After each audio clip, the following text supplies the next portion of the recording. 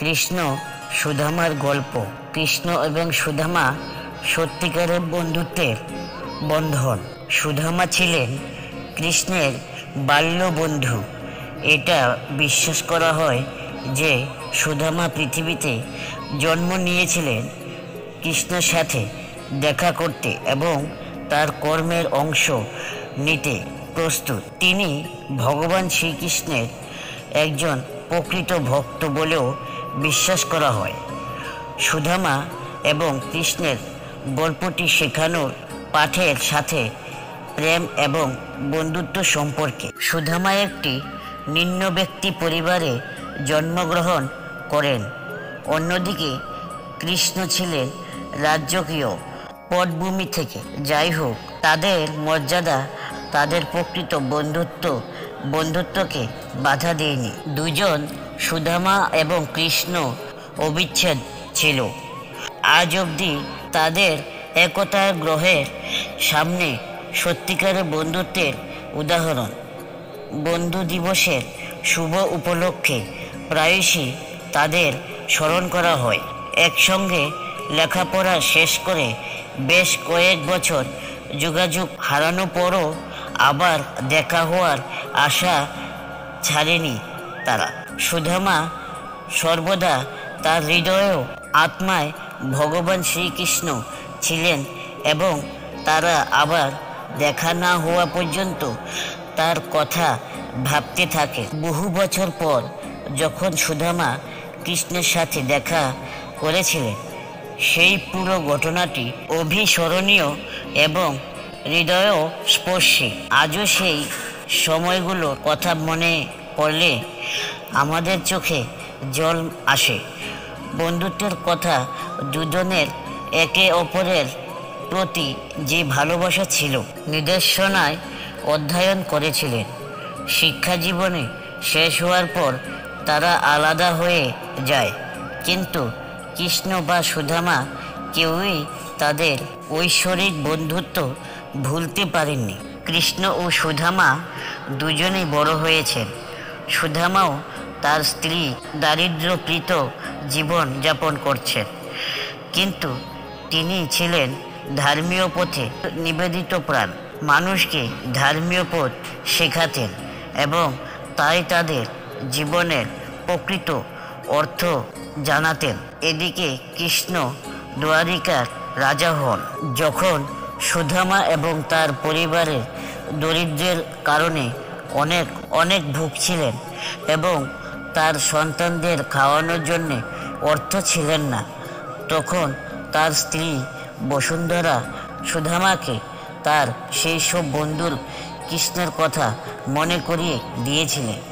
তিনি তাকে সন্তুষ্ট করার জন্যে এবং কিছু সাহায্যের জন্যে অনুরোধ করেছিলেন, কিন্তু সুদামা শুধুমাত্র সাহায্যের জন্যে গ্রহণ করতে অস্বীকার করেছিলেন, কারণ তিনি কৃষ্ণের একজন সত্যিকারের ভক্ত ছিলেন এবং নিজেকে স্বার্থপর মনে করতে চায়নি, কারণ তিনি প্রকৃতপক্ষে একজন শুদ্ধ ও আধ্যাত্মিক ব্রাহ্মণ ছিলেন।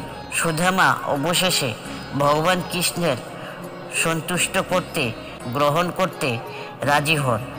একটি কাপড়ের টুকরো দিয়ে বেঁধে কিছু পিটানো চাল দিয়ে সে জায়গা ছেড়ে চলে গেল, কারণ তার মনে পড়ল যে কৃষ্ণ পিটানো ভাত পছন্দ করেন। কৃষ্ণ ও সুদামার ঐশ্বরিক প্রতিশ্রুতি। কৃষ্ণ সুদামাকে জিজ্ঞেস করলেন, তুমি কি আমার বন্ধু হবে?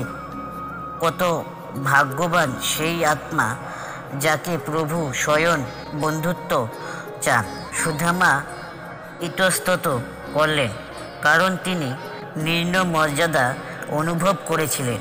তিনি বললেন, কিন্তু আমি একজন দরিদ্র ব্রাহ্মণ আর তুমি রাজকীয়, আমরা কিভাবে বন্ধুত্ব হতে পারি? বন্ধুরা প্রয়োজনের সময় একে অপরকে সাহায্য করে, কিন্তু আমি আপনাকে দিতে পারি এমন কিছুই নেই। শ্রীকৃষ্ণ বললেন, শুধু আমাকে প্রতিজ্ঞা করুন যে যাই হোক না কেন আমরা সর্বদা বন্ধুত্ব থাকব।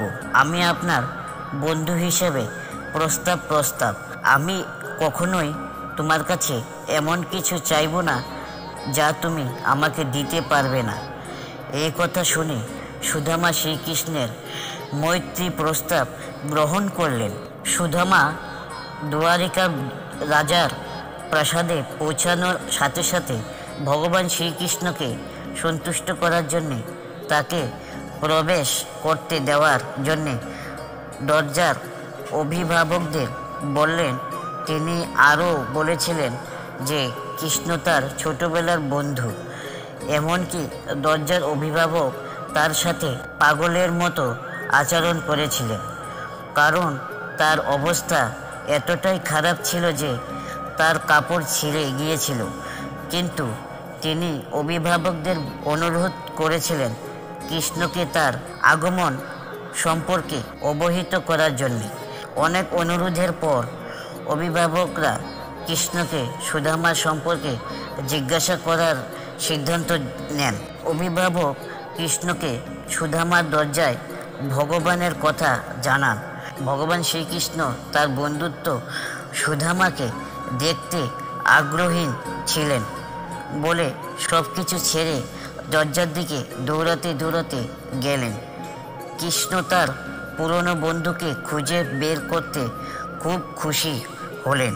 সুদামার সামাজিক মর্যাদার কথা চিন্তা করে না, অনেকক্ষণ রাস্তার মধ্যে তাকে জড়িয়ে ধরে। এমনকি সবাই এটাই হতবাক হয়েছিলেন যে দরিদ্র ব্রাহ্মণ ছিলেন দ্বারিকা রাজার ভগবান কৃষ্ণের মিত্র, যিনি গৃহে বন্ধুত্বের শব্দের নতুন ভিত্তি স্থাপন করেছিলেন। সুদামা সেখান থেকে ফিরে যেতে চেয়েছিলেন, কারণ তিনি চাননি যে কৃষ্ণ তার কারণে জনসাধারণের সামনে অপমানিত হন। তবু কৃষ্ণ তাকে থামিয়ে দিলেন এবং তার রক্ষিতাদের সুদামাকে তার প্রাসাদে স্বাগত জানাতে বললেন। কৃষ্ণ সুদামাকে ফুলের বর্ষণে অভ্যর্থনা জানান। সুদামাকে ঈশ্বরীয় চিকিৎসা দেওয়ার জন্যে তিনি তার হাত দিয়ে সুদামার পা ধরেছিলেন। কৃষ্ণ তার দাসীকে সুদামার সমস্ত ছিঁড়ে যাওয়া পোশাক পরিস্তান পেতে বলেছিলেন এবং রাজকীয় পোশাক দিয়ে তাকে আরও স্বাচ্ছন্দ্য বোধ করতে বলেছিলেন। এবং সুদামা তার বন্ধু কৃষ্ণের এমন অপ্রত্যাশিত রাজকীয় আচরণ দেখে কাঁদছিলেন। তারপর কৃষ্ণ সুদামাকে তার দাসী দ্বারা পরিবেশন করার খাবারের বিস্তৃতি নিবেদন করলেন। তারপর কৃষ্ণ সুদামাকে পরিবেশন করার খাবারের একটি ছড়িয়ে দিলেন এবং সুদামা তার বন্ধু কৃষ্ণের এমন প্রত্যাশিত রাজকীয় আচরণ দেখে কাঁদছিলেন। খাবারের পর কৃষ্ণ এবং সুদামা বিশ্রাম নিলেন এবং তাদের পুরনো দিনগুলি নিয়ে আলোচনা করলেন।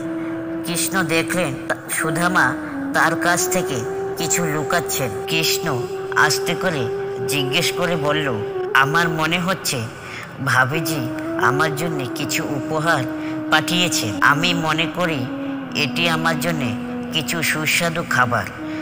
তিনি সুদামাকে উপহারটি বের করে আনতে অনুরোধ করলেন। সুদামা এটি লুকিয়ে রেখেছিলেন কারণ তিনি ভেবেছিলেন এই ছোট্ট উপহারটি দ্বারিকা রাজার জন্যে কিছুই নয়। কিন্তু কৃষ্ণ উপহারটি মৃদুলভাবে গ্রহণ করেছিলেন, যা ছিল এক টুকরো কাপড়ের সাথে বাঁধা কিছু চাল। এবং কৃষ্ণ একটি উপহারের জন্যে টন টন প্রশংসা করেছিলেন যে এই উপহারটি তার জীবনের পাওয়া সেরা উপহার ছিল। এবং এটি খেতে শুরু করে এবং ভাতটি তার স্ত্রী রুক্মিণীর সাথে ভাগ করে নেয়। কয়েক ঘন্টা পরে সুদামা তার বাড়িতে ফিরে যাওয়ার সিদ্ধান্ত নেন। যাওয়ার আগে কৃষ্ণ বললেন, পুরানো স্মৃতি আলোচনা করতে গিয়ে তিনি সুদামার কাছে যাওয়ার যুক্তি কথা জিজ্ঞেস করত ভুলে গেছিলেন। তিনি মৃদু সুরে জিজ্ঞাসা করলেন, দ্বারিকা কৃষ্ণের প্রাসাদ দেখার যুক্তি কি ছিল? সুদামা সব চাপ ভুলে ভদ্রভাবে জবাব দিল, তিনি তাকে সন্তুষ্ট করার জন্য উল্লেখ করেছিলেন তার কাছে কোনো চাওয়া পাওয়া নেই।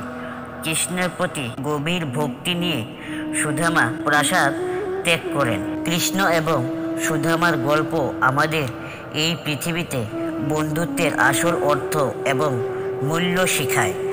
আমাদের বন্ধুত্বের ঠিক অবস্থা নির্বিশেষ সময় সাহায্য করতে হবে। পরিবর্তে কৃষ্ণ সুদামাকে থামিয়ে প্রকাশ্য জড়িয়ে ধরলেন। এটি বন্ধুত্বের অমর উদাহরণ শেখায়। এই কারণেই আমরা যখনই বন্ধুত্বের কথা বলি তখনই তাদের স্মরণ করা হয়। ভগবানের জন্যে আমাদের ভক্তি ও ভক্তির বিনিময়ে আমাদের কিছু চাওয়ার উচিত নয়। আমরা কি চাই আর কি না চাই ভগবান আমাদের চেয়ে ভালো জানেন। আমাদের অবশ্যই সব কিছুর জন্যে ঈশ্বরকে বিশ্বাস করতে হবে, কারণ সব কিছুই তার পছন্দ অনুসারে ঘটে। ঈশ্বর আমাদের চেয়ে অনেক ভালো পরিকল্পনা তৈরি করেন। আমাকে বিশ্বাস করো, সুদামার ক্ষেত্রে কৃষ্ণ তাকে অর্থ ও সম্পদ দিয়ে পুরস্কৃত করেছিলেন। যদিও সুদামা ভগবানের কাছে কিছুই চায়নি। ঈশ্বর সর্বদা সত্য লোকেদের পুরস্কৃত করেন। আপনার মনে হতে পারে কৃষ্ণ সুদামাকে প্রকৃত বলেছিলেন কারণ তিনি ছিলেন তার বাল্য বন্ধু, কিন্তু তা সঠিক নয়। কৃষ্ণ তাকে পুরস্কৃত করেছিলেন কারণ তার সমগ্র জীবনকালে সুদামা আধ্যাত্মিকতার পথ অনুসরণ করেছিলেন এবং অনেকের ধর্মীয় কর্তব্য সম্পর্কে শিক্ষা দিয়েছিলেন।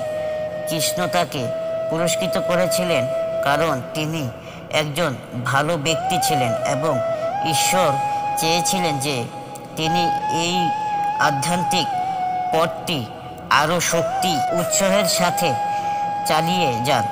এটি ছিল কৃষ্ণ ও সুদামার ত্রিশতি সৌন্দর্য।